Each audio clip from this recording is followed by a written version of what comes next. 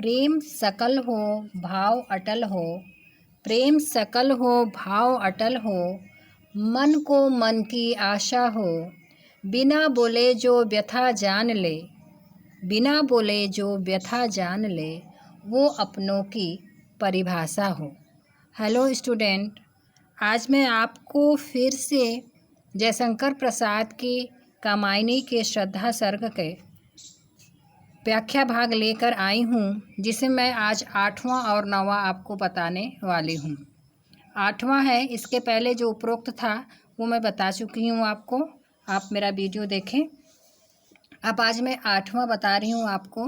नित्य यौवन छवि से ही दीप्त विश्व की करुण कामना मूर्ति, स्पर्श के आकर्षण से पूर्ण प्रकट करती जो जड़ में स्फूर्ति। यहाँ पर भी श्रद्धा के सौंदर्य का वर्णन है। श्रद्धा का सौंदर्य कैसा था? अद्भुत था। तो उसके सौंदर्य का वर्णन करते हुए जयशंकर प्रसाद जी कहते हैं कि श्रद्धा का सौंदर्य कैसे था? नित्य यौवन छवि से ही दीप्त प्रकाशित। श्रद्धा का जो सौंदर्य था वो कभी भी, ये आप अब थोड़ी सी भाव बनाने के लिए अपने से भी लिखना पड़ता है लाइनों में। तो नित्य यौवन छवि से ही दीप्त, श्रद्धा का जो सौंदर्य था वह कभी भी न समाप्त होने वाले यौवन की छवि के समान जो है आभा से युक्त था। यौवन छवि से दीप्त यानी प्रकाशित था, यौवन की छवि से प्रकाशित था। सीधा सा आप ये लिखेंगे अर्थ यहाँ पर कि श्रद्धा का जो सौंदर्य था वो कभी भी न समाप्त होने वाले यौवन की छवि से प्रकाशित था, कभी भी न समाप्त होने वाले यौवन की छवि से या आभा से प्रकाशित था। विश्व की करुण कामना मूर्ति वो कैसी लग रही थी? वह संसार की, विश्व की जो है करुणा की कामना मूर्ति, साकार मूर्ति लग रही थी। संसार की करुण कामना मूर्ति, साकार मूर्ति लग रही थी। स्पर्श के आकर्षण से पूर्ण। और उसका जो सौंदर्य कैसा था? उसका सौंदर्य इतना आकर्षक था कि उसे स्पर्श करने की जो है इच्छा होती थी। स्पर्श करने के लिए मन लालायित हो उठता था। स्पर्श के आकर्षण से पूर्ण मतलब उसे देखने से जो है, उसके सौंदर्य को देखने से तृप्त मन नहीं होता था, उसे स्पर्श करने का जो है मन करता था। प्रकट करती जो जड़ में स्फूर्ति। और उसका सौंदर्य कैसा था? ऐसा था कि जो जड़ था, जड़ यानी जिसके अंदर जान नहीं थी, भावनाहीन प्राणियों में भी वह स्फूर्ति जगा सकती थी। उषा की पहली लेखा कांत माधुरी से भरी भीगी भर मोद। मोद यानी प्रसन्नता। उषा की पहली कांत। और उसका सौंदर्य कैसा था? उसके अधरों की लालिमा, उसकी हंसी, उसका आनंद सब कैसा था? ऐसा लगता था मानो उषा की पहली लेखा कांत। उषा की पहली लेखा कांत यानी प्रभात की जो पहली किरण होती है। फिर यहाँ आ जाइएगा। प्रभात की जो पहली किरण होती है, भोर की तारक दुती की गोद, वह जो है उषा काल के, यहाँ पहले ये वाली लाइन का अर्थ लिख के फिर ये लिखिएगा। उषा की पहली लेखा कांत भोर की तारक द्युति की गोद। उसका सौंदर्य जो था वो लगता था कि प्रभात की पहली किरण से जो है रात भर भोर की तारक द्युति में जो है, तारों की गोद में, तारक द्युति में तारों की गोद में सोती रही। और फिर माधुरी से भीगी प्रमोद, माधुरी से भीगी प्रमोद मतलब प्रसन्नता से भरकर, मोद अभी बताया है, प्रसन्नता से भरकर और मद भरी जैसे उठे सलज, लज्जा से युक्त होकर उठाई है। अब लाइन का अर्थ केवल बस आप ऐसे लिखिएगा कि उसका सौंदर्य कैसा था? जैसे प्रभात की पहली किरण जो होती है, रात भर तारों की गोद में प्रसन्नता से भरकर सोई हुई थी और मस्ती एवं लज्जा से मद भरी, मस्ती एवं लज्जा से भरकर उठाई है। अब 9वां देखिए।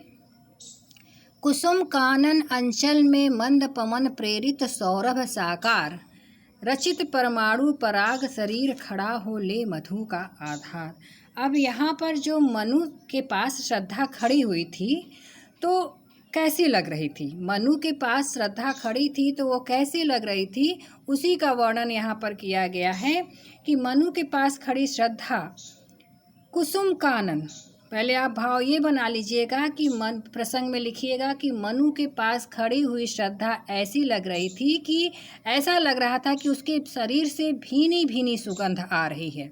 श्रद्धा के शरीर से भीनी भीनी सुगंध आ रही थी और फिर वो कैसा लगता था, जैसे कुसुम कानन अंचल में, कुसुम फूल, कानन वन, अंचल आंचल में, ऐसा लगता था जैसे मानो फूलों से भरे वन में। ऐसा लगता था कुसुम कानन, फूलों से भरे वन प्रदेश में जो हवा का झोंका धीरे धीरे चल रहा था, सौरभ साकार उसे सुगंध बहाकर ले आया है। यानी वह सुगंध की साकार प्रतिमा लग रही थी। रचित परमाणु पराग शरीर खड़ा हो ले मधु का आकार, और उसे देखकर, उसे क्या मतलब श्रद्धा के गोरे रंग को देखकर ऐसा लग रहा था मानो, देखिए हर जगह मनु मानो आने पर आपको बार बार बताती हूँ उत्प्रेक्षा अलंकार होता है। तो रचित परमाणु पराग शरीर खड़ा हो ले मधु का आधार, जो श्रद्धा का सौंदर्य था, जो उसका गोरा रंग था, उसे देखकर ऐसा लग रहा था कि मानो पराग को, ये है ना, मानो पराग को जो है मकरंद में सान कर, पराग को मकरंद में सान कर उसे बना दिया गया हो। यानी उसके सौंदर्य से सोंधी सोंधी खुशबू आ रही थी। और पड़ती हो उस पर शुभ्र नवल मधुरा का मन की साध।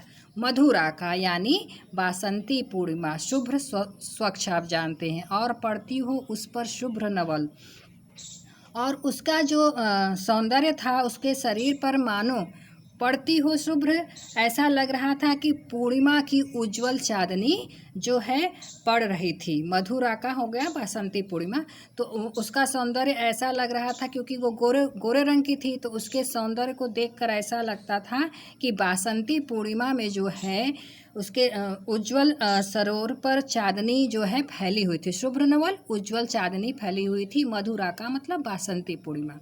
हंसी का मंद विह्वल प्रतिबिंब, मधुरिमा खेला सदृश आभात।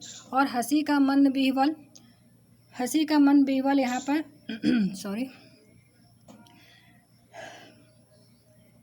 हंसी का मंद विह्वल प्रतिबिंब, और उसकी हंसी कैसी लग रही थी, श्रद्धा की हंसी ऐसी लग रही थी जैसे मधुरिमा यानी माधुर्य ने उसके अधरों पर खेला सदृश आभात, उसके अधरों पर आभात क्रीड़ा करनी प्रारंभ कर दी। अर्थात उसकी हंसी भी जो है श्रद्धा की आकर्षक एवं मस्ती से युक्त थी।